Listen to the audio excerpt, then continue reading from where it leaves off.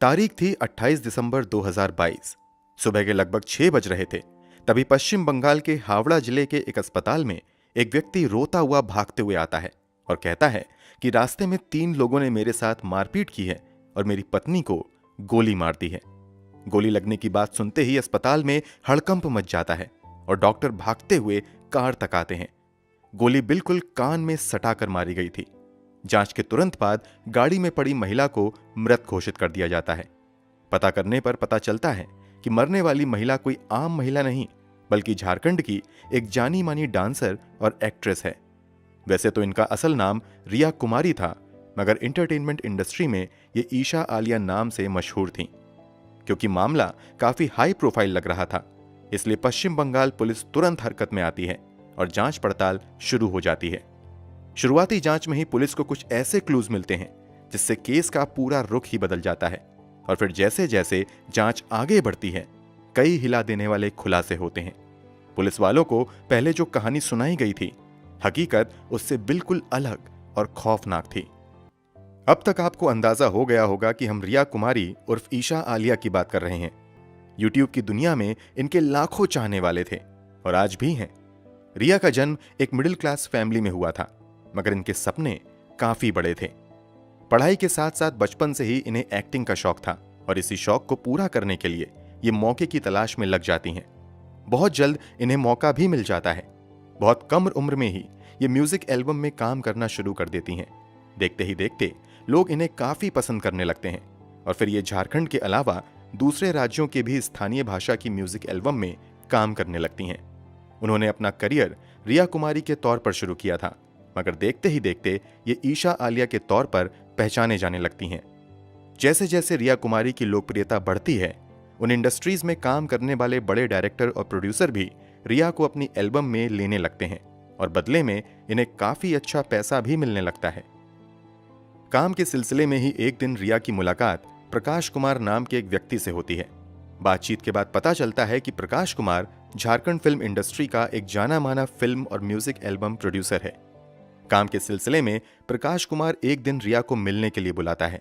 बातचीत के बाद रिया प्रकाश कुमार के म्यूजिक एल्बम में काम करने के लिए राजी हो जाती है। इसी काम के दौरान दोनों की मुलाकात रोज रोज होने लगती है और फिर देखते ही देखते यही रोज रोज की मुलाकात प्यार में बदल जाती है।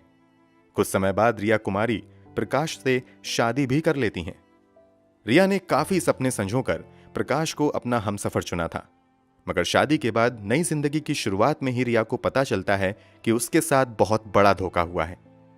दरअसल प्रकाश पहले से शादीशुदा था और उसके 3 बच्चे भी थे, मगर वो रिया से इस बात को छुपाए रखता है और धोखे से रिया को अपनी दूसरी पत्नी बना लेता है। कमाल की बात तो ये थी कि इसने अपनी पहली पत्नी को तलाक भी नहीं दिया था। शुरू में इस बात को लेकर रिया और प्रकाश में काफी झगड़ा होता है और रिश्ते बिगड़ जाते हैं, मगर एक समय बाद दोनों का रिश्ता सामान्य होता है। रिया को लेकर प्रकाश झारखंड को छोड़कर कोलकाता में रहने लगता है। यहीं रहते हुए रिया बतौर डांसर अपने करियर को आगे बढ़ाती है और एक के बाद एक कई रीजनल लैंग्वेज की म्यूजिक एल्बम में काम करती रहती है। रिया का प्रोफेशनल करियर भी काफी अच्छा चल रहा था और पर्सनल लाइफ में भी चीजें कुछ हद तक सुधर चुकी थीं। अब रिया एक बच्चे की मां भी बन चुकी थी। रिया ने एक बेटी को जन्म दिया था। इन दोनों की जिंदगी कुल मिलाकर ठीक ठाक चल रही थी, मगर 2022 के अंत में सब कुछ बदल जाता है।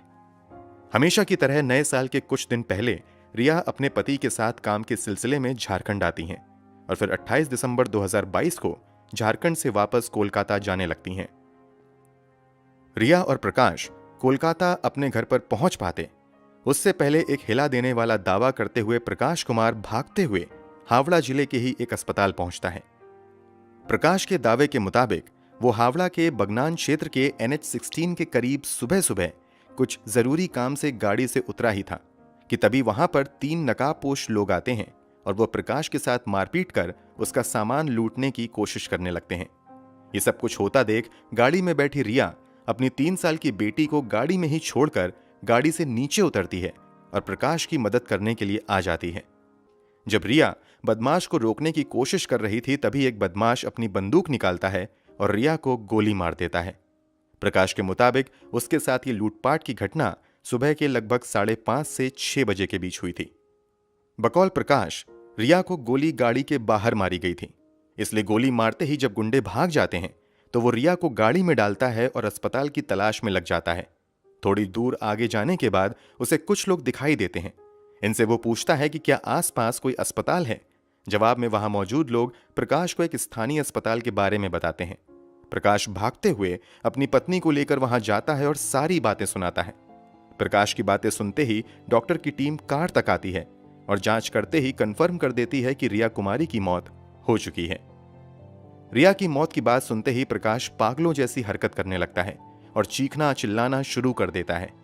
इतनी देर में अस्पताल प्रशासन की ओर से दी गई जानकारी के बाद कोलकाता पुलिस की एक टीम भी अस्पताल पहुंच जाती है और कागजी कार्यवाही पूरी करने के बाद रिया के शव को पोस्टमार्टम के लिए भेज दिया जाता है, जबकि प्रकाश को वहीं बैठने के लिए कहा जाता है। जिस गाड़ी से प्रकाश और रिया ट्रैवल कर रहे थे, उस गाड़ी को भी पुलिस जब्त करके फॉरेंसिक जांच के लिए भेज देती है। पुलिस प्रकाश से घटना के बारे में पूछताछ शुरू करती है। शुरुआती दौर की ही पूछताछ में प्रकाश का बयान बदलने लगता है। पहले वो कहता है कि वो पेशाब करने के लिए गाड़ी से उतरा था। थोड़ी देर बाद वो कहता है कि बेटी रोने लगी थी, इसलिए हमने गाड़ी रोकी थी। कुल मिलाकर बदलते बयान से पुलिस संतुष्ट नहीं हो पाती है और प्रकाश से पूछताछ का सिलसिला लंबा होता चला जाता है। पूछताछ में प्रकाश पुलिस वालों को बताता है कि जैसे ही वो गाड़ी से उतरा, अचानक से 3 लोग आए और वो उससे मारपीट करने लगे। जब वो तीनों प्रकाश को मार रहे थे तो बीच बचाव करने रिया आती है। प्रकाश के मुताबिक रिया के आते ही उन तीनों में से एक व्यक्ति अपने पास से पिस्तौल निकालता है और रिया की कान में बिल्कुल सटाकर गोली चला देता है। पुलिस को प्रकाश के इस बयान पर भरोसा नहीं होता है, क्योंकि प्रकाश के शरीर पर चोट के एक भी निशान नहीं थे। ऐसा कैसे हो सकता है कि एक तरफ दूसरे को गोली मार दी जाए, जबकि उसी के साथ मौजूद दूसरे शख्स को खरोंच तक न आए। प्रकाश ने दावा किया था कि NH-16 के महेश रेखा ब्रिज के पास उसने अपनी कार रोकी थी। पुलिस इस पर भी सवाल करती है, क्योंकि ये वैसी जगह थी जहां पार्किंग के लिए कोई जगह नहीं थी, तो आखिर यहां पर प्रकाश अपनी कार कैसे रोक सकता है। पुलिस के सामने प्रकाश बयान देता है कि 3 लोगों ने उन पर हमला किया। जब पुलिस इस दावे की पुष्टि के लिए उस इलाके में मौजूद सभी CCTV फुटेज को खंगालना शुरू कर देती है, पुलिस को एक भी ऐसा CCTV फुटेज नहीं मिलता है जिससे यह पता चले कि कोई प्रकाश की गाड़ी का पीछा कर रहा हो। हालांकि पुलिस आगे कोई कार्रवाई करने से पहले कार की फॉरेंसिक जांच तथा रिया की पोस्टमार्टम रिपोर्ट का इंतजार करने लगती है।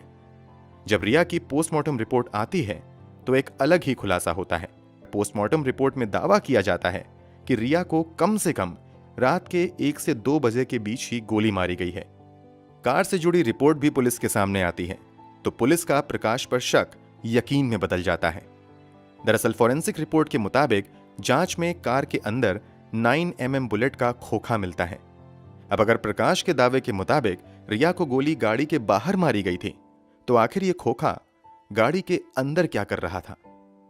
इधर पुलिस अपनी जांच कर ही रही थी कि रिया की मौत की खबर सुनकर रिया का भाई और मां रांची से कोलकाता आ जाते हैं और प्रकाश पर अपनी बेटी की हत्या का मामला दर्ज करवाते हैं। ये लोग एक और खुलासा करते हैं। कुछ दिन पहले ही रिया और प्रकाश का काफी झगड़ा हुआ था। उसके बाद प्रकाश घर छोड़कर चला गया था। हालांकि वो अचानक से वापस घर आया और फिर रिया को कोलकाता लेकर चला आया कि इससे पहले भी प्रकाश ने रिया की जान लेने की कोशिश की थी, मगर वो तब बच गई थी। अब पुलिस वाले सख्ती से पूछताछ का सिलसिला शुरू करते हैं, तो आखिरकार प्रकाश कुमार का सारा झूठ बेनकाब हो जाता है। पूछताछ में खुलासे के मुताबिक रिया से प्रकाश ने शादी जरूर कर ली थी, मगर यह शादी उसने सिर्फ रिया का पैसा हड़पने के लिए की थी। रिया को दिखाने के लिए वो अपनी पत्नी से अलग रहता था, जबकि वास्तव में वो अभी भी पहली पत्नी के कांटेक्ट में था। शादी के कुछ ही समय बाद प्रकाश रिया को अपने रास्ते से हटाने की साजिश में लग जाता है, मगर कई कोशिशों के बावजूद वो कामयाब नहीं होता है।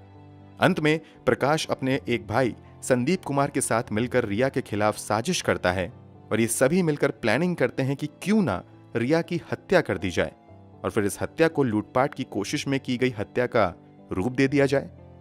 इसी के बाद रिया से झगड़ा होने के बावजूद प्रकाश वापस रिया के पास आता है। कुछ दिनों तक खुशी खुशी उसके साथ रहता है और फिर अपनी साजिश को अंजाम तक पहुंचाने के लिए रिया को लेकर कोलकाता के लिए निकल जाता है। मगर रास्ते में ही जब रिया को नींद आ जाती है तो प्रकाश का भाई संदीप कुमार सोई हुई रिया के सर में बिल्कुल सटाकर गोली मार देता है।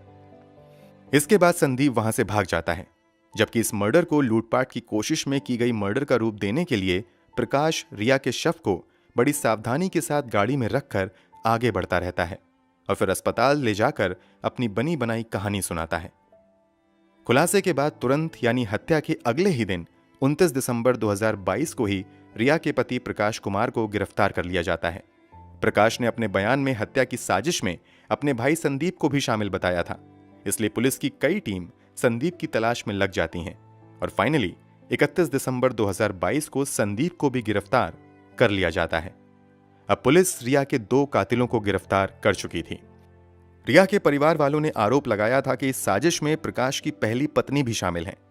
पुलिस की जांच में एक और व्यक्ति का नाम आता है जिसने प्रकाश और संदीप को बंदूक उपलब्ध करवाई थी और उस व्यक्ति का नाम भी संदीप ही था। अब पुलिस इस दूसरे संदीप की तलाश में लग जाती है, मगर कई हफ्तों के बीत जाने के बाद भी संदीप का कहीं अता पता नहीं चलता है।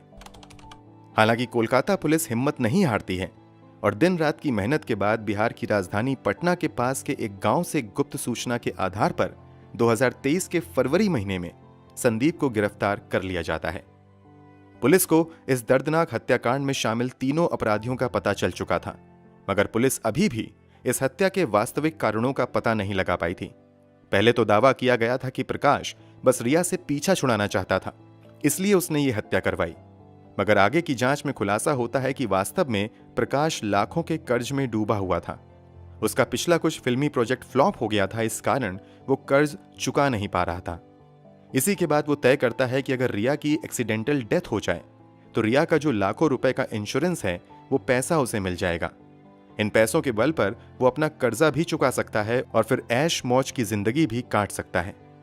प्रकाश अपना ये प्लान अपने भाई से डिस्कस करता है और इसी के बाद ये लोग तय करते हैं कि रिया को खत्म कर दिया जाएगा और फाइनली साजिश के तहत 28 दिसंबर 2022 को रिया की हत्या कर दी जाती है। जब रिया की हत्या की गई थी उस समय कार में रिया की एक 3 साल की बेटी भी मौजूद थी। जब रिया को गोली मारी गई थी तब ये बच्ची भी सो रही थी, इसलिए ये पुलिस को बहुत कुछ नहीं बता पाती है। ऊपर से मां के मरने से ये इतने ज्यादा गहरे सदमे में चली जाती है कि ठीक ढंग से कुछ भी नहीं बता पाती है। फिलहाल इस केस की मौजूदा स्थिति की बात करें तो ये तीनों आरोपी जेल की हवा खा रहे हैं। ये पूरा मामला अभी कोर्ट में है, जहां पूरी सुनवाई के बाद सजा का ऐलान होना बाकी है। वैसे तो ये अदालत तय करेगी कि रिया के कातिलों को क्या सजा दी जाए, मगर आपके अनुसार इन आरोपियों का अगर गुनाह साबित हो जाता है तो इसे क्या सजा मिलनी चाहिए, कमेंट बॉक्स में जरूर बताएं। अगर आपने अब तक इस चैनल को सब्सक्राइब नहीं किया है तो जल्दी से चैनल को सब्सक्राइब कर लीजिए, साथ ही बेल आइकन दबाकर नोटिफिकेशन भी जरूर ऑन कर लीजिए। क्राइम की दुनिया से जुड़ी ऐसी ही दिल दहला देने वाली सच्ची कहानियों के लिए हमारे साथ जुड़े रहें। धन्यवाद।